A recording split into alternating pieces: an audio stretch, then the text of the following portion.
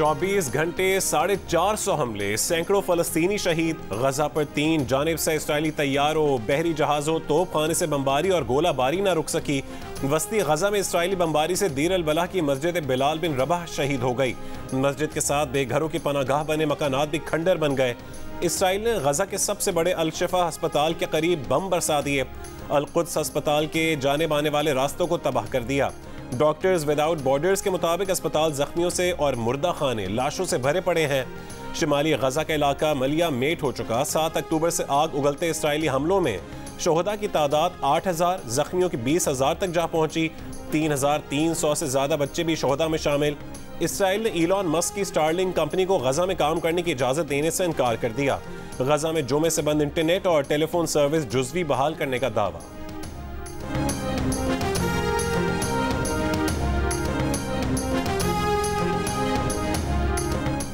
Hamas के Askari wing अल कसाम brigade का Israel के खुफिया जौहरी तंसीबात वाले शहर दिमूना को निशाना बनाने का दावा। इसराइली फौजी गाड़ी पर हमले की वीडियो जारी कर दी। वीडियो में इसराइली गाड़ी को अल कसाम ब्रिगेड के रॉकेट से तबाह होते देखा जा सकता है। जमीनी कार्रवाई में शरीक एक फौजी ट्रक भी तबाह कर दिया। अल कुद्स ब्रिगेड का रफह के मशरिकी इलाके पर इसराइली फौज पर मार्टर गोलों से हमले का दावा। लेबनानी तंजीम हिजबुल्लाह के भी इसराइली फौज पर हमले, फौजी गाड़ी तबाह। इसराइल के अंदर भी एक पोस्ट को निशाना बनाने की वीडियो जारी कर दी। 7 अक्टूबर के हमास के हमले के बाद इसराइली वजीर आजम ने अपने मुतनाज़िब बयान पर मुआफ़ी मांग ली। नेतन्याहू ने 7 अक्टूबर के हमास के हमले की नाकामी पर सिक्योरिटी और इंटेलिजेंस सर्विसेज को मूरद इल्ज़ाम ठहराया था। इसराइली वजीर आजम का अमरीकी सदर जो बाइडन से राबता।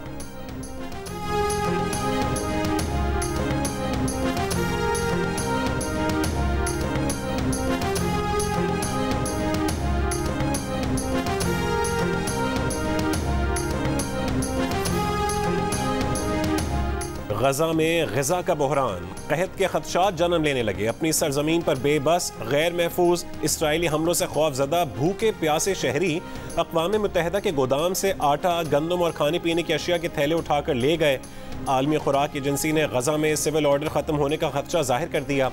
अमरीकी हुकाम ने गजा में पानी, खुराक और दवाओं की कमी न होने के इसराइली दावे पर सवाल उठा दिया। कहा कि गजा में काबिल एतमाद बैनुल अक़वामी पार्टनर्स के मुताबिक खुराक, पानी और दवा की कमी बरकरार है। 22 अक्टूबर से अब तक इंसानी इमदाद के 94 ट्रक गजा में दाखिल हुए। 7 अक्टूबर से पहले इन ट्रक्स की यौमिया तादाद 400 से ज़्यादा थी। इसराइल का गजा के कुछ इलाकों में पानी फराहम करने का दावा।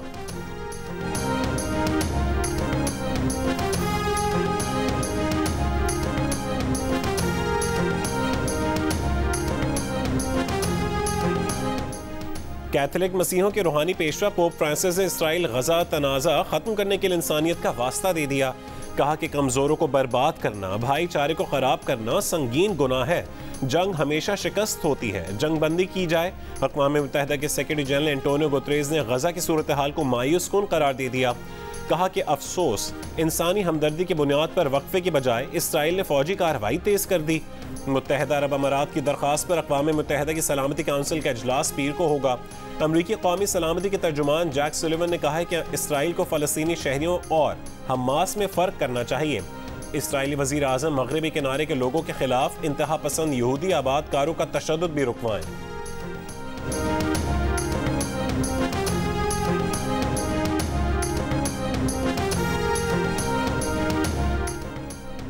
ईरानी सदर इब्राहिम रईसी ने कहा है कि सिहूनी हुकूमत रेड लाइन पार कर चुकी है जो किसी को भी एक्शन लेने पर मजबूर कर सकती है। वाशिंगटन हमें कुछ ना करने का कहता है, लेकिन वो इसराइल की वसी हिमायत जारी रखे हुए है। अमरीका ने मज़ाहमती इत्तेहाद को पैगामात भेजे, लेकिन उनका जवाब उन्हें वाज़ेह तौर पर मैदान जंग में मिला। ईरानी वज़ीर ख़ारजा हुसैन अमीर अब्दुल्लाहियान ने कहा है कि हमास हमलों से ईरान के ताल्लुक़ के दावे बेबुनियाद हैं। गजा में हमास के ऑपरेशन से हमारा कोई ताल्लुक़ नहीं था। ईरान गजा जंग का फैलाव नहीं चाहता। बरतानवी वज़ीर आज़म ऋषि सुनक और फ्रांसीसी सदर मैक्रोन के दरमियान राबता। दोनों रहनुमाओं का गजा में इंसानी इमदाद की फौरी फराहमी की ज़रूरत पर जोर।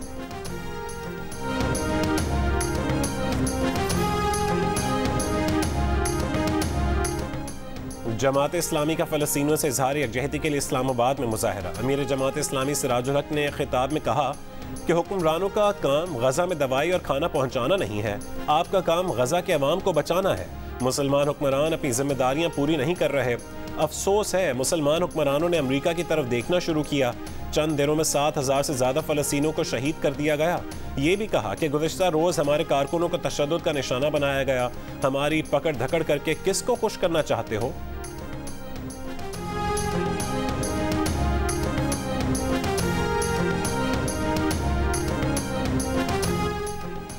JUIFA के सरबराह मौलाना फजल रहमान का फ़लस्तीन की आज़ादी में बराबर के शरीक होने का ऐलान।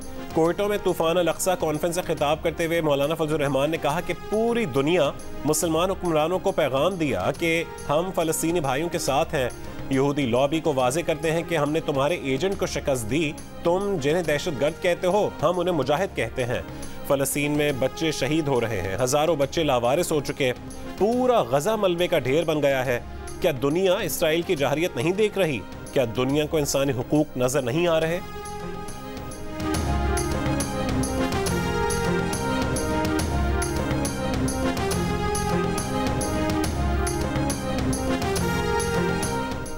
मजलिस वहदतुल मुस्लिमीन के शोबा ख़वातीन की जानिब से इस्लामाबाद में हिमायत फ़लस्तीन रैली निकाली गई। सरबरा मजलिस वहदतुल मुस्लिमीन अल्लामा राजा नासिर अब्बास ने रैली से खिताब में कहा है कि फ़लस्तीन के गैरतमंद बेटों ने इसराइल के गुरूर को खाक में मिला दिया। ग्रेटर इसराइल का मंसूबा खाक में मिल गया है। शिया उलमा काउंसिल और नासिर और नसारान फ़लस्तीन के तहत कराची में रैली निकाली गई। मुंतज़मीन ने खुसूसी ट्रक पर गजा के मंजर कशी की। मसीही, सिख और हिंदू बिरादरी के साथ सियासी और मजहबी जमातों के रहनुमाओं ने इसराइली मजालिम के खिलाफ एहतजाज किया। अल्लामा नासिर अब्बास तकवी, अल्लामा हसन जफर नकवी और इन समेत दीगर शख्सियात ने खिताब में कहा कि हमास उम्मत मुस्लिमा का फ़ख्र है।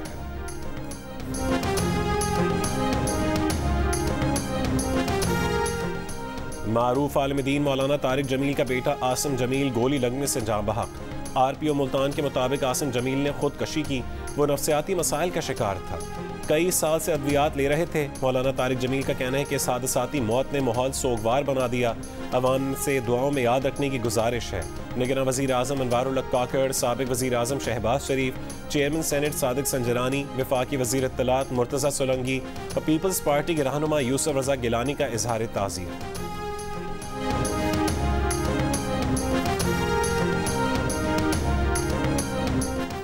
ज़का अशरफ ने वर्ल्ड कप में पाकिस्तान की बुरी कारकर्दगी की वजह बता दी। कहा कि नजम सेठी ने खिलाड़ियों को लीग्स खेलने की इजाज़त दी। उसकी कीमत पहले एशिया कप और अब वर्ल्ड कप में चुका रहे हैं। खिलाड़ियों के फिटनेस मसाइल सामने आए। नसीम शाह स्क्वाड में शामिल नहीं। दूसरे खिलाड़ी भी थके हुए हैं, परफॉर्मेंस अच्छी नहीं। PCB मैनेजमेंट कमेटी के सरबरा ज़का अशरफ का इंटरव्यू। ये भी कहा कि जूम पर टीम को गाइड करना इससे पहले ना देखा था ना सुना था। कप्तान बाबर आजम का फ़ोन न उठाने के राशिद लतीफ़ के इल्ज़ाम पर कहा कि राशिद लतीफ़ का बयान गलत है, जिस पर अफसोस हुआ।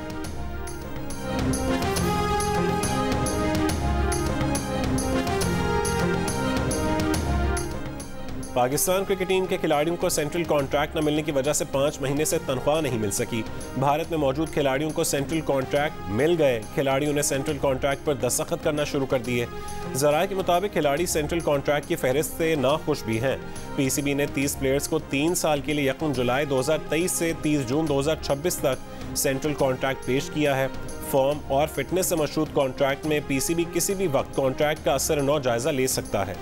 तर्जुमान PCB का कहना है कि सेंट्रल कॉन्ट्रैक्ट में ताख़ीर खिलाड़ियों के तहफ़्फ़ुज़ात की वजह से हुई थी। दस्तखत के बाद खिलाड़ियों की अदायगियाँ जल्द शुरू हो जाएंगी।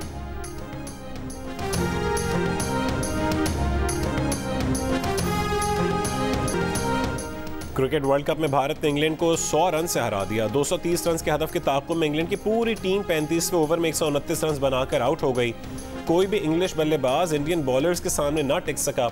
मोहम्मद शामी ने 22 रन देकर 4 विकेटें हासिल की। बुमराह ने 3, कुलदीप यादव ने 2 विकेटें लीं। भारत ने पहले बैटिंग करते हुए 9 विकेट पर 229 रन बनाए थे। जीत के बाद भारतीय टीम 12 पॉइंट्स लेकर पहले नंबर पर आ गई। पॉइंट्स टेबल पर जनूबी अफ्रीका दूसरी, न्यूजीलैंड तीसरी, ऑस्ट्रेलिया चौथे नंबर पर है। पाकिस्तान टीम 4 पॉइंट्स लेकर छठे नंबर पर है।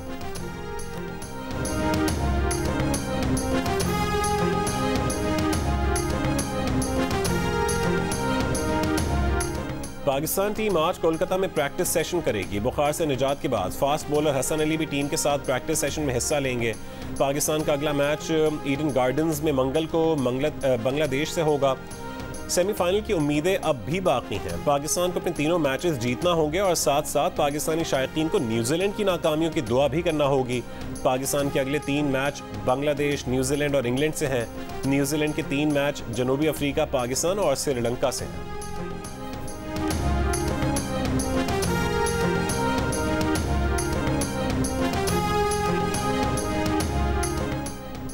एमक्यूएम पाकिस्तान के सरबरा खालिद मकबूल ने कहा है कि पाकिस्तान के सूबे एडमिनिस्ट्रेटिव यूनिट हैं। हम बात करते हैं तो गद्दारी के सर्टिफिकेट मिलते हैं। हम सिंध की तकसीम नहीं चाहते। कराची के इलाके लियाकताबाद में जलसे से खिताब में कहा, अगर ऐवानों से बात नहीं बनी, वोट से फैसला नहीं हुआ तो फिर सड़क फैसला करेगी। सीनियर डिप्टी कन्वीनर मुस्तफ़ा कमाल ने कहा कि पीपल्स पार्टी चंद अरब रुपए लंदन भेजकर बॉयकॉट की कॉल का कह रही है।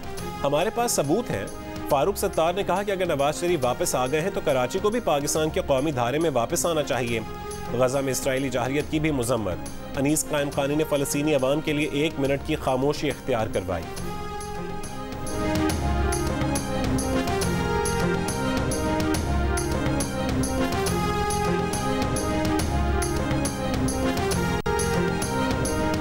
नौ मई के वाक़यात में मुलविस शरपसंदों के खिलाफ कार्रवाई तेज करने का फैसला। ज़राए के मुताबिक रावलपिंडी पुलिस की खुसूसी तफ्तीशी टीम ने मजीद 124 मुल्ज़मान की फहरिस्त तैयार कर ली। फहरिस्तें मुतालिका थानों के हवाले कर दी गईं। गुज़िश्ता 2 रोज़ में 9 मई के वाक़यात में मुलविस मजीद 35 अफराद को हिरासत में लिया गया है। चेयरमैन PTI से तफ्तीश के लिए प्रोसिक्यूशन और तफ्तीशी टीम ने जुज़ियात तय कर ली।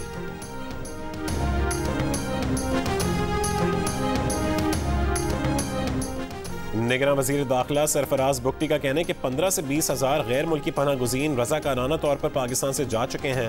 1 नवंबर के बाद गैर कानूनी तौर पर पाकिस्तान में मुकीम गैर मुल्कियों के इनखला के लिए जामे ऑपरेशन होगा, जिसमें तमाम गैर मुल्कियों के इनखला में 2 से 3 महीने लगेंगे। जियो न्यूज़ के प्रोग्राम नया पाकिस्तान में गुफ्तगू में चेयरमैन PTI की इलेक्शन कमीशन में पेशी के सवाल पर कहना था कि अगली पेशी पर चेयरमैन तहरीक इंसाफ को इलेक्शन कमीशन के रूबरू पेश करेंगे।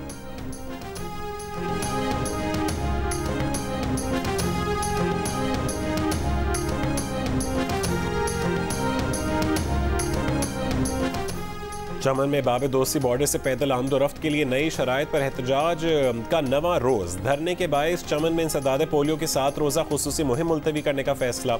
एहतजाज करने वाले ताजरों का कहना है कि रोज़ाना 30,000 अफराद की आमदोरफ्त पासपोर्ट से मुमकिन नहीं। चमन और स्पिन बोल्दक के ताजरों को शनाख्ती कार्ड, तस्करा पर आमदोरफ्त बहाल की जाए।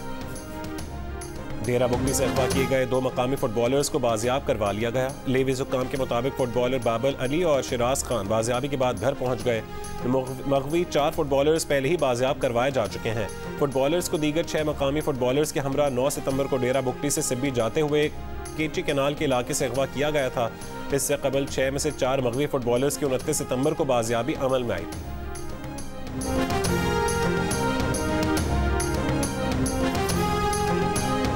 इसराइल वो मुल्क है जिसने दूसरे मुल्कों की जौहरी तनसीबात पर हमला किया है। इराक की जौहरी तनसीबात को निशाना बना के तबाह किया गया था। ईरान की जौहरी तनसीबात के खिलाफ मुसलसल खुफिया हमले किए जाते रहे। ईरानी जौहरी साइंसदानों को कत्ल कराया गया और अब खुद इसराइल की अपनी जौहरी तनसीबात जो हैं वो निशाने पर हैं। इसराइल ने अभी तक इस हमले से मुताल्लिक कोई बयान जारी नहीं किया है, जबकि अल-क़स्साम ने दमूना शहर पर हमले का जो दावा किया है वो अपने टेलीग्राम चैनल के ऊपर किया है। मशरिक़ वस्ता में जारी खूनी जंग, इसराइल की जानिब से गजा पर बारूद की बरसात और मजलूम फ़लस्तीनियों की पुकार। जियो न्यूज़ के नाज़रीन तक पहुँचाने के लिए टीम जियो लेबनान इसराइल सरहद पर मौजूद है। इसराइल और हमास के दरमियान छिड़ी इस जंग की लम्हा ब लम्हा खबर जानने के लिए देखते रहिए जियो न्यूज़। कराची में अहले सुन्नत वल जमात के तहत इसराइली जाहिरियत के खिलाफ रैली बलोच कॉलोनी पुल से शुरू होकर शारे फैसल से होती हुई प्रेस क्लब आकर खत्म हुई। रैली के शुरका की गजा में जारी इसराइली जाहिरियत की मुजम्मत, इसराइल के खिलाफ नारे।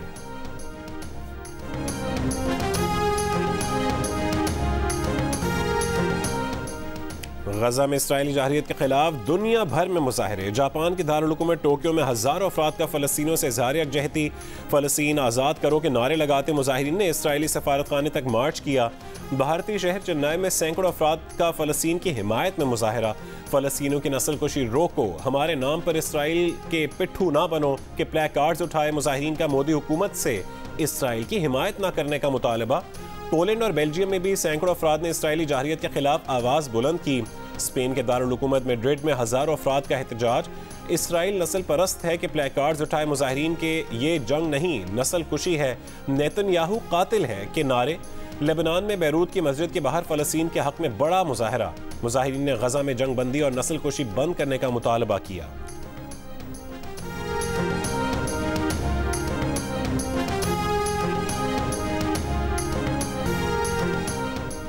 कनाडा में आज़ाद खालिस्तान रेफरेंडम के लिए वोटिंग का आगाज़ हो गया। ब्रिटिश कोलंबिया में गुरु नानक सिख गुरुद्वारे में ये वोटिंग का दूसरा मरहला है। ब्रिटिश कोलंबिया के गुरुद्वारे में 10 सितंबर को पहले मरहले में 1,35,000 वोट डाले गए थे। खालिस्तान तहरीक के रहनुमा हरदीप सिंह निजर के कत्ल में भारतीय हुकूमत के मुलविस होने पर सिखों ने नरेंद्र मोदी का असल चेहरा दुनिया को दिखा दिया। वैनकूवर में गुरुद्वारे के सामने नरेंद्र मोदी और भारत के कनाडा में सफ़ीर की तस्वीर लगा दी। गुरु नानक सिख गुरुद्वारे के सेक्रेटरी गुरमीत सिंह तूर ने कहा कि भारत का ख्याल था कि हरदीप सिंह के कत्ल के बाद खालिस्तान तहरीक दम तोड़ जाएगी। सिख कम्युनिटी भारतीय गीदड़ भपकियों से खौफजदा होने वाली नहीं है।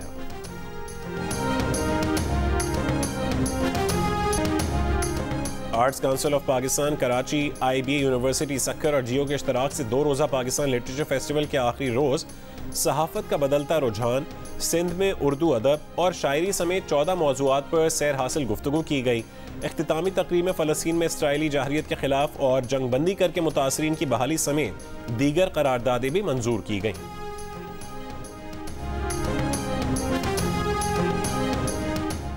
क्या परेशान हाल, इंग्लैंड पाकिस्तान से हार जाएगा? अब्दुल रज़ाक की पेशगोई। अफगानिस्तान और श्रीलंका में किसका जीतना पाकिस्तान के लिए ज़रूरी, इमाद ने बताया। आज के मैच की पिच मयारी थी या गैर मयारी, आमिर की राय। क्रिकेट वर्ल्ड कप पर तज्ज़िये और तबसरों के लिए देखिए प्रोग्राम हारना मना है वर्ल्ड कप के दौरान, रोज़ाना रात 11 बजे सिर्फ जियो न्यूज़ पर।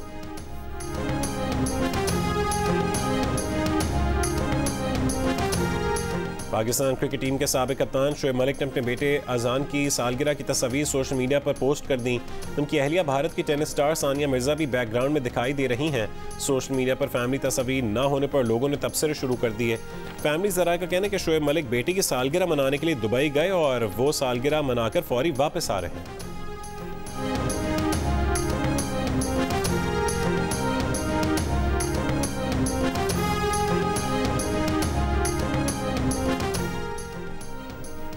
लाहौर में 15 रोज़ा लाहौर फेस्टिवल में गुलबर्ग की मेन बुलेवार्ड पर साइकिल रेस का इनेकाद। बड़ी तादाद में साइकिलिस्ट शरीक हुए। 12 नवंबर तक जारी मेले में खेल, सकाफत, अदब, आर्ट, फूड, गाला शामिल।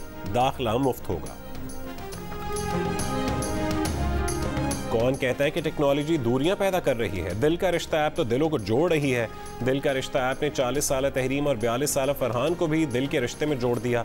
फरहान की बीवी वफात पा चुकी, जबकि बेवा तहरीम के 2 बच्चे भी हैं।